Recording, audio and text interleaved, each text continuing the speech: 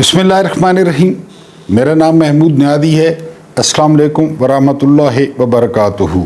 आज के दिन का आपसे दूसरा इंटरेक्शन, कुछ ताज़ा तरीन ख़बरें और अपना नया वीलॉग। सबसे पहली खबर ये है कि आज इस्लामाबाद में बहुत सख्त यालाबारी हुई है और बताने वाले बता रहे थे कि काफ़ी अरसे बाद यानी कई सालों बाद इतनी शदीद यालाबारी हुई और जो उनका साइज़ था, जो बर्फ़ के गोले थे या बर्फ़ के टुकड़े थे, वो बहुत बड़ा था और इस तरह बहुत ज़्यादा नुकसान हुआ है, यानी लोगों का बहुत ज़्यादा नुकसान हुआ है। लोगों की गाड़ियों पे डेंट पड़े हैं और ख़ासकर लोगों की गाड़ियों के जो शीशे थे वो बहुत ज़्यादा टूटे हैं। इसी तरह ये भी रिपोर्ट हो रहा था कि जो फैसल मस्जिद है, फैसल मस्जिद के जो है ना वो शीशे वो बहुत ज़्यादा जो है वो टूटे हैं। तो बहरहाल इससे काफ़ी नुकसान हुआ है यालाबारी से और ये काफ़ी देर तक इस्लामाबाद में जारी रही है। उसके बाद जो दूसरी खबर है वो खबर ये कि ख़ुसूसी अदालत के जज शाहरुख अर्जुमंद ने हुक्म दिया था कि इमरान खान की व्हाट्सएप पे अपने बेटों के साथ मुलाकात कराई जाए, बातचीत कराई जाए और इसके अलावा उनके जो ज़ाती डॉक्टर्स हैं, डॉक्टर फैसल वगैरह, उनसे उनका मुआयना कराया जाए। तो वकला ने वो हुक्म वो TCS कर दिया अडयाला जेल, लेकिन अडयाला जेल ने जो है वो उस ऑर्डर को लेने से इनकार कर दिया और वो ऑर्डर वापस आ गया। ये है अदालतों की और जजों की कुल औकात कि उनके अहकामात पर जो है वो जेलर या जेल इंतज़ामिया वो अमल नहीं करती। उसके बाद जो अगली खबर है वो खबर ये है कि army chief general Asim Munir हिलाल इम्तियाज़ मिलिट्री ने जिसको ब्रेन गेन करार दिया था कि जी ये ब्रेन ड्रेन नहीं है बल्कि ब्रेन गेन है, उनके लिए तो फिर अच्छी खबर हुई, क्योंकि 3 महीनों में जो डेटा सामने आया है सरकारी तौर पर कि 2.25 लाख जो है वो नौजवान ये मुल्क छोड़ गए हैं। और इसमें जो ख़तरे वाली बात है, जो परेशान कुन बात है, वो ये है कि इनमें से तकरीबन 1 लाख जो नौजवान थे वो हुनरमंद थे, यानी उनमें जो है वो डॉक्टर्स भी थे, उनमें नर्सेस भी थी, उनमें इंजीनियर्स भी थे, उनमें कंप्यूटर इंजीनियर्स भी थे, यानी बहुत सारे शोबों के जो नौजवान हैं वो मुल्क छोड़ गए हैं। और ये वो नौजवान हैं जो सरकारी तौर पर गए हैं, सरकारी तौर पर मीन के जायज़ तरीक़ों से गए हैं। बाकी वो कश्तियों वाले और सरहद पार करने वाले, उनका तो रिकॉर्ड भी नहीं होता। तो बहरहाल इसको आर्मी चीफ साहब जो है वो ब्रेन गेन का नाम उन्होंने दिया है। मैंने पहली दफ़ा सुना है, क्योंकि कुछ अरसे बाद महसूस होगा। अभी तो वो तरसीलात ज़र ज़्यादा हो रही हैं ना, क्योंकि जितने लड़के बाहर जा रहे हैं उन्होंने पैसे भेजने अपने वालिदैन को, अपने जो है ना बीवी बच्चों को, ज़ाहिर है इसलिए वो बाहर गए हैं। तो तरसीलात ज़र में जो इजाफा हुआ है उस पे ये हुकूमत बड़ी खुश हो रही है, लेकिन कुछ अरसे बाद एहसास होगा कि हमने नुकसान किया है या हम फ़ायदे में रहे हैं। उसके बाद जो अगली खबर है वो खबर ये है कि इमान मज़ारी, आप इनको अच्छी तरह जानते हैं, बहुत ज़बरदस्त वकील हैं। शीरी मज़ारी की जो है ना ये बेटी हैं और इंसानी हुकूक के हवाले से बहुत दबंग मौक़िफ़ रखती हैं। उन्होंने ट्वीट किया है और उन्होंने जो अमीन मिन्हाज साहब हैं, जो जज हैं जिनके पास अहमद नूरानी के भाइयों का केस है, उनकी सारी प्रोसीडिंग्स को उन्होंने गैर कानूनी करार दिया है कि वो गैर कानूनी तौर पर जो है ये कार्रवाई चला रहे हैं। और उनका दावा है कि वो रोज़ की बुनियाद पर ये कार्रवाई चला रहे हैं। तो उस पर भी उन्होंने सवालात उठाए हैं कि बिल्कुल रोज़ की बुनियाद पर यह कार्रवाई नहीं चल रही और दूसरा गैर कानूनी तौर पर ये सारी कार्रवाई। अब एक वकील कह रहा है कि जो मेरा जज है वो सारी जो कार्रवाई है वो गैर कानूनी तरीके पे चला रहा है। ये अदालतों का मजमूई तौर पे जो है ना ये हाल हो चुका है। और इसी अदालत में वो अहमद नूरानी की जो वालदा हैं, बुजुर्ग खातून, वो कह चुकी हैं कि मेरे बेटों के साथ ऐसा ट्रीट किया जा रहा है जैसे कोई 2 बिल्ली के बच्चे जो है वो गायब हो गए हों।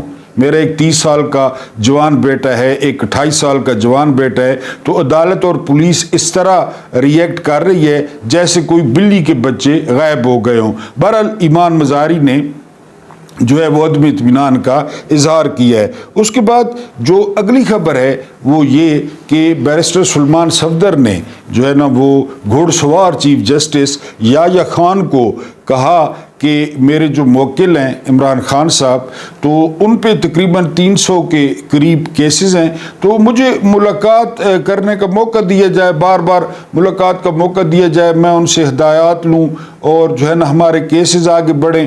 تو یحییٰ خان صاحب نے فرمایا ہے کہ جی میں کوئی ڈائریکٹ آرڈر تو نہیں دوں گا، لیکن آپ جائیں، آپ کی جو ہے وہ ملاقات کرا دی جائے گی۔ اور ایک موقع پر جناب نے فرمایا، ظاہر ہے جناب نے تنخواہ حلال کرنی تھی، نوکری حلال کرنی تھی، جو رعایتیں ملی ہیں وہ حلال کرنی تھی، جو میرٹ سے ہٹ کر یہ چیف جسٹس بنے اور جس طرح ان کو بنایا گیا وہ سارا کچھ حلال کرنا تھا۔ جس طرح اپنے جو ہے نا وہ دہائیوں کے دوست منصور علی شاہ کی پیٹھ میں انہوں نے خنجر گھونپا کرسی کے لیے، اس کو حلال کرنا تھا، تو اس کو حلال کرتے ہوئے موصوف فرماتے ہیں کہ جی بانی پی ٹی آئی نہ کہیں بلکہ جیل میں بند ایک ملزم کہیں، آپ بار بار بانی پی ٹی آئی کیوں کہہ رہے ہیں؟ تو بہرحال یحییٰ خان سے یہی توقع تھی جو 2 بجے کے بعد پولو کھیلتے ہیں اور جن کا حکم ہے کہ 2 بجے کے بعد ان کو بالکل نہ چھیڑا جائے۔ اور یہ بھی آپ کو بتا چکا ہوں کہ جسٹس تو جسٹس، جسٹس کا گھوڑا بھی جسٹس، جس گھوڑے پر موصوف پولو کھیلتے ہیں اس گھوڑے کا نام جو ہے وہ جسٹس ہے۔ اور میرا خیال ہے پاکستان کے نظام انصاف پر کہکا مارتے ہوئے اور طنز کرتے ہوئے انہوں نے اپنے گھوڑے کا نام جسٹس رکھا ہے کہ جس طرح یہ میرا گھوڑا لڈ مارتا ہے گراؤنڈ میں گرین کلر کی، اسی طرح پاکستان کا جو نظام انصاف ہے وہ بھی اینڈ ٹائم پہ لڈ مارتا ہے گرین کلر کی۔ میرا خیال ہے اس لیے انہوں نے اپنے گھوڑے کا نام جو ہے وہ جسٹس رکھا ہے۔ آج کے ویلاگ میں ہم بات کریں گے کہ آرمی چیف صاحب نے بالآخر عمران خان کی بات جو ہے وہ تسلیم کر لی ہے، اس کی کیا تفصیل رہے گی یہ آپ کے ساتھ شیئر کروں گا۔ پھر عمران خان امریکہ کی کوئی بھی بات نہیں مان سکتے، یعنی آپ جانتے ہیں جب ڈونلڈ ٹرمپ صدارتی الیکشن جیت گئے تو ہمارے پی ٹی آئی کے جو نوجوان ہیں خاص کر وہ بڑے جو ہے نا وہ ایکسائٹڈ ہوئے۔ میں بار بار اپنے ویلاگز میں آپ کو بتا چکا ہوں کہ جو سفارتکاری ہے تو اس میں جو مستقل ہوتے ہیں وہ مفادات ہوتے ہیں، اس میں دوستیاں نہیں ہوتی، مستقل دوست نہیں ہوتے، مفادات مستقل ہوتے ہیں۔ لیکن ظاہر ہے نوجوان ہیں، ان کو ابھی اتنا نہیں پتا۔ پی ٹی آئی نے بڑی جو ہے نا وہ ہائپ کریٹ کی، پھر جو ولسن کا ٹویٹ آ گیا، کافی سارے ٹویٹ آ گئے، رچرڈ گرینل کے ٹویٹس آ گئے، تو کافی یہاں پہ ایکسائٹمنٹ تھی۔ لیکن اب بات جو ہے نا وہ کھل کے سامنے آ رہی ہے کہ عمران خان جو ہے نا وہ کچھ آفر نہیں کر سکتے جو یہ رجیم امریکہ کو آفر کر سکتی ہے، اس پہ بات کریں گے۔ اس کے بعد وہ بات کیوں کہتے ہو جو کرتے نہیں ہو، اور مزے کی بات ہے یہ بھی قرآنی آیت ہے، یعنی جن قرآنی آیات کا حوالہ دیا جا رہا ہے ملک کے معاملات کا کہ معاملات کو اس طرح چلائیں، یہ بھی قرآنی آیت ہے۔ اب اس کو کدھر لے کے جانا ہے اس پہ بات کریں گے۔ اور آج کتاب کہانی میں آپ کو سناؤں گا جو ہمارے ساتھ جو ہے نا گزری تو آپ امید ہے انجوائے کریں گے۔ کتاب کا نام ہے پاکستان کے خدائی حکمران۔ میں نے آپ کو پہلے بتایا ہے کہ تلک دیواشر یہ ایک غیر جانبدار جو ہے نا وہ مصنف ہیں، کتاب پڑھنے والی ہے۔ آج اس کا کچھ حصہ آپ کے نظر کرنا ہے اور جو ہے نا وہ ہمارے ساتھ جو کچھ ہوتا آیا ہے کیا جاتا رہا ہے۔ ٹاپک ہے اس کا، پیج نمبر ہے 117 اور اس کا ٹاپک ہے لیفٹیننٹ جنرل امیر عبداللہ خان نیازی، یہ اس کا جو ہے نا وہ ٹاپک ہے۔ لیفٹیننٹ جنرل امیر عبداللہ خان نیازی نے 10 اپریل 1971 کو ٹکا خان سے مشرقی پاکستان کے کمانڈر کا عہدہ سنبھالا۔ انہیں 3 ستمبر 1971 کو لیفٹیننٹ جنرل ٹکا خان کی جگہ مشرقی پاکستان کا چیف مارشل لا ایڈمنسٹریٹر مقرر کیا گیا تھا۔ اسی دوران اے ایم ملک کو گورنر مقرر کیا گیا، میجر جنرل رو فرمان علی گورنر کے فوجی مشیر تھے مالک صاحب کے۔ زیادہ تر روایات کے مطابق مشرقی پاکستان کے کمانڈر کے طور پر جنرل نیادی کا انتخاب نامناسب تھا۔ لیفٹیننٹ جنرل گل حسن کے مطابق، اب یہ گل حسن لکھ رہے ہیں، پیشہ ورانہ طور پر لیفٹیننٹ جنرل نیادی کی اہلیت ایک کمپنی کمانڈر سے زیادہ نہیں تھی۔ خود لکھ رہے ہیں، موجودہ حالات میں ایک پختہ ذہین اور پیشہ ور کمانڈر کی ضرورت تھی جو مسائل کو سمجھنے اور بے شمار چیلنجوں سے نمٹنے کی صلاحیت رکھتا ہو۔ مزاج اور تربیت کے لحاظ سے نیازی کو اس طرح کے کردار کے لیے الگ نہیں کیا گیا تھا۔ انہیں مشرقی کمان کا کمانڈر مقرر کر کے یحییٰ خان نے اپنے سینئر افسران کی اہلیت کے بارے میں اپنی لا علمی کا مظاہرہ کیا تھا، یعنی وہ جنرل نیادی کی اہلیت سے واقف نہیں تھے، لا علم تھے۔ لیفٹیننٹ جنرل جہانداد خان کے مطابق یہ تقرری فیصلے کی ایک سنگین غلطی تھی اور ناکامی کے ذمہ دار اہم عوامل میں سے ایک تھی، یعنی ناکامی کے جو بہت سارے عوامل تھے ان میں سے ایک یہ بھی تھی۔ جنرل نیادی بنیادی طور پر اپنے گندے لطیفوں کی وجہ سے جانے جاتے تھے، گندے لطیفے سناتے تھے جن میں رس دار کہانیاں اور فوج میں سننے کے قابل نہ ہونے والے قصے شامل تھے، جو سننے کے قابل بھی نہیں ہوتے تھے۔ بہرحال ظاہر ہے لیفٹیننٹ جنرل تھے۔ نیادی نے عملی وجوہات کی بنا پر فوج کے مظالم کو نظر انداز کیا، فوج جو کچھ کر رہی تھی۔ ان کا کہنا تھا کہ کوئی بھی یہاں مشرقی پاکستان میں جنگ نہیں لڑ سکتا اور مغربی بازو کی طرف جا کر اسقاط حمل نہیں کروا سکتا۔ غور کریں، یہ انہوں نے فرمایا ہے۔ یہ اس وقت مضحکہ خیز سمجھا جانا تھا۔ حسن عباس لکھتے ہیں کہ نیازی کو فوجی حلقوں میں ٹائیگر کے نام سے بھی جانا جاتا تھا۔ ہتھیار ڈالنے سے پہلے یہ اطلاع ملی تھی کہ وہ سرکاری طیارے کے ذریعے مغربی پاکستان میں اپنے بیٹے حبیب اللہ خان کو پان کے پتے اسمگل کرنے میں ملوث تھا۔ ہتھیار ڈالنے سے پہلے جہاز پہ پان اسمگل ہو رہا تھا۔ پھر کہتے ہیں ہم پہ باتیں کرتے ہیں۔ نیادی کے رویے کا بہترین خلاصہ دو واقعات میں کیا جا سکتا ہے۔ ان کی آمد کے فوراً بعد فوجی افسران کے ایک اجلاس میں نیادی نے گالیاں دیتے ہوئے اردو میں کہا، میں اس بدماش قوم کی نسل بدل دوں گا، وہ میرے بارے میں کیا سوچتے ہیں؟ انہوں نے دھمکی دی کہ وہ اپنی سپاہیوں کو ان کی خواتین پر چھوڑ دے گا، بنگالی خواتین پر۔ نیادی کی خصوصیات کا انکشاف 14 ڈویژن کے سبکدوش ہونے والے GOC کو دیے گئے۔ ان کے بیانات سے بھی ظاہر ہوتا ہے جو نیادی کو بریفنگ دینے گئے تھے۔ بریفنگ سننے کے بعد جنرل نیادی نے میجر جنرل خادم حسین راجہ کے کندھے پر ہاتھ رکھا اور کہا، یار جنگ کے بارے میں زیادہ فکر نہ کرو، ہم اس کا خیال کریں گے۔ فی الحال بس مجھے اپنی جو بنگالی گرل فرینڈز بنا رکھی ہیں ان کے فون نمبر فوراً مجھے دے دو۔ پیج نمبر ہے 117 اور 118۔ خدائی حکمران، یہ ہمارے ساتھ ہوتا رہا ہے بریفنگ کے بعد کہ جو گرل فرینڈز ہیں نا بنگالی لڑکیاں، ان کے نمبر مجھے دے دو، اور پھر کچھ دنوں بعد جو ہے وہ ہتھیار ڈال دیے گئے۔ یہ کتاب کہانی تھی۔ اس کے بعد وہ بات کیوں کہتے ہو جو کرتے نہیں؟ آج جو ہے نا وہ چیف آف آرمی سٹاف کے بیانات بڑے وائرل ہیں سوشل میڈیا پہ، جو انہوں نے خطاب کیا ہے جو ہے وہ اوورسیز پاکستانیوں سے، اور انہوں نے کہا ہے کہ جو ہاٹ سٹیٹ ہوتی ہے نا، ہاٹ سٹیٹ، تو اس کا مطلب یہ ہوتا ہے کہ ہر کوئی آئین پر عمل کرے، ہر کوئی آئین کے دائرے میں رہے، ہر کوئی قانون کے تابع رہے، اور یہی تعریف کی ہاٹ سٹیٹ کی۔ جب عمران خان کو جیل میں بتایا گیا کہ آرمی چیف صاحب جو ہے وہ ہاٹ سٹیٹ کی بات کر رہے ہیں، یہ کچھ دنوں پہلے کی بات ہے، تو عمران خان نے اس کی جو ہے نا وہ تائید کی۔ عمران خان نے کہا کہ بالکل ہاٹ سٹیٹ ہونی چاہیے، لیکن ہاٹ سٹیٹ کا مطلب یہ ہے کہ ہر کوئی اپنے دائرہ اختیار میں آئین کے نیچے اور قانون کے نیچے جو ہے وہ کام کرے۔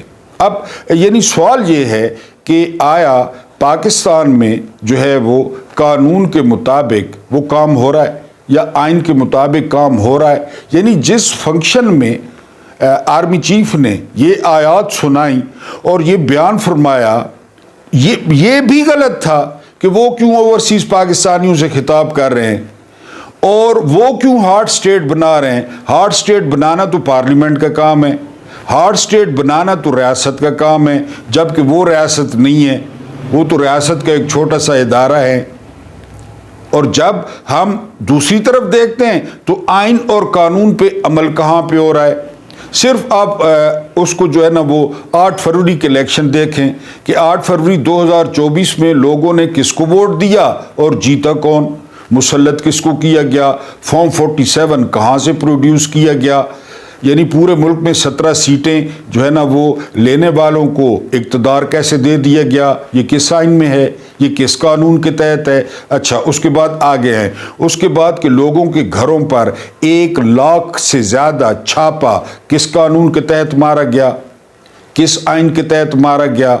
اس کے علاوہ 10,000 سے زائد لوگوں کو جو ہے وہ قیدی کر لیا گیا، کس قانون کے تحت، کس آئین کے تحت۔ عمران خان ایک سابق وزیر اعظم کو کالر سے پکڑ کر اور گھسیٹ کر اور اسلام آباد ہائی کورٹ کے دروازے توڑ کر، شیشے توڑ کر گرفتار کیا گیا، کس قانون کے تحت کیا گیا، کس آئین کے تحت کیا گیا۔ اس کے بعد سپریم کورٹ نے جو ہے وہ مخصوص جو خواتین کی نشستیں ہیں اس کا فیصلہ وہ پی ٹی آئی کے حق میں کیا اور اس پر آج تک عمل نہیں ہوا۔ پی ٹی آئی کے جو ہے نا وہ جو خواتین ہیں وہ پارلیمنٹ سے باہر ہیں، سپریم کورٹ کا فیصلہ موجود ہے، کس نے عمل نہیں کیا، کون آئین پہ نہیں چلا۔ اچھا، اس کے بعد قاضی فائد عیسی نے کس قانون اور کس آئین کے تحت ایک جماعت سے، پاکستان کی سب سے بڑی جماعت سے جو ہے وہ اس کا انتخابی نشان چھینا اور پورا الیکشن برباد کر دیا۔ کمشنر چٹھر نے کس قانون کے تحت کہا کہ ہم نے پورے الیکشن کا بیڑا غرق کیا ہے، مجھے اور قاضی فائد عیسی کو بیچ چوراہے میں پھانسی دی جائے، اس سے پہلے چلیں، اس سے پہلے آئیں تو 1 سال تک نگران حکومتیں کام کرتی رہیں، کس آئین کے تحت اور کس قانون کے تحت۔ اس سے پہلے چلیں تو عمران خان نے کے پی کے اور پنجاب کی اسمبلیاں اپنی حکومتیں توڑ دیں تاکہ فریش الیکشن ہو۔ ان فریش الیکشن کی راہ میں رکاوٹ کون بنا، کس نے وہ الیکشن نہیں کرائے؟ یعنی بندیال کا فیصلہ موجود ہے، اعجاز الاحسن کا فیصلہ موجود ہے، وہ آئین سے غداری کس نے کی، آرٹیکل 6 کس پہ لگنا چاہیے۔ تو یہ کون سا جو ہے نا وہ آئین ہے اور کون سا جو ہے نا وہ قانون ہے؟ پھر جہاں پہ یہی کہا جا سکتا ہے کہ میٹھا میٹھا ہپ ہپ اور کڑوا کڑوا تھو تھو، آپ اپنی مرضی کے معنی پہنائیں، آپ اپنی مرضی کے ترجمے کریں۔ ادھر آپ فرماتے ہیں کہ ٹوٹل 1500 جو ہے نا وہ دہشت گرد ہے۔ جب سر 1500 دہشت گرد ہے تو 1500 تو جتنی فورس ہے آپ لوگوں کے پاس، تو یہ تو 1500 لوگ، یہ تو 2 دن کی مار ہونی چاہیے۔ جبکہ بلوچستان کو ہم دیکھ رہے ہیں کہ بلوچستان کا 70 سال سے یہی حال ہے، کبھی بکٹی کو مار دیا جاتا ہے، کبھی بندے گواہ کر لیے جاتے ہیں، کبھی بندے لاپتہ ہو جاتے ہیں، کبھی مسخ شدہ لاشیں ملتی ہیں۔ وہاں مین روڈز پہ جو ہے نا وہ ان کا قبضہ ہے، ان 1500 لوگوں کا۔ وہ پنجابیوں کے شناختی کارڈ دیکھ دیکھ کر ان کو شہید کرتے ہیں، وہ ڈرائیوروں کو شہید کرتے ہیں، وہ مزدوروں کو شہید کرتے ہیں، وہ چیکنگ کرتے ہیں روڈز پہ کھڑے ہو کے۔ یہ کون سے 1500 افراد ہیں جو پاکستان کی سب سے بڑی جو ہے نا میرا خیال ہے ٹرین جعفر ایکسپریس کو اغوا کر لیتے ہیں اور وہاں پہ لوگوں کو شہید کر دیتے ہیں؟